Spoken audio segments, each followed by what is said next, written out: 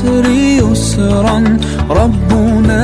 أعلاك قدرا يا إمام الأنبياء. maanta waxaan u taaganahay inaan bulshadan aad aragtiin oo duqooyda iyo isugu jirta waayeelka iyo sidoo kale isugu jirta qaarkood agooma haysta iyo kuwa indhaha laaba inaan guddoonsiino xogaa walaalahooda ay ku soo sadaqaysteen ay ugu tala galeen inay markaasi ku afuraan oo wax saas u sii badneen baan maanta halkan u taaganahay inay naga guddoomaan oo ay walaalahood khayrka jecel oo wax yar oo ayaga isku geegeeyeen wixii ka soo baxay oo suuqa ay ka soo goysay iyo soo wakiisheen inaan markaas halkan idinku keeno iyagana way arki doonaan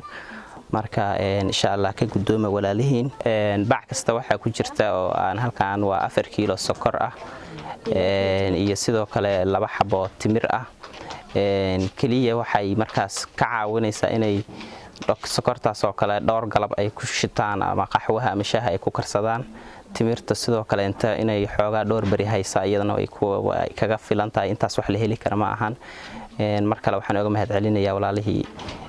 intaan ka badan diyaarka oo ah inay bixiyaan. Assalaamu calaykum walaalihii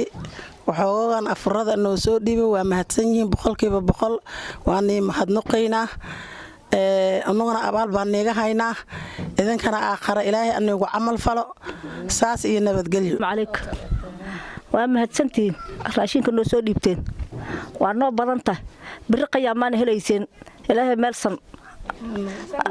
meelsan miisaanka Allah ni saaro. Amiin.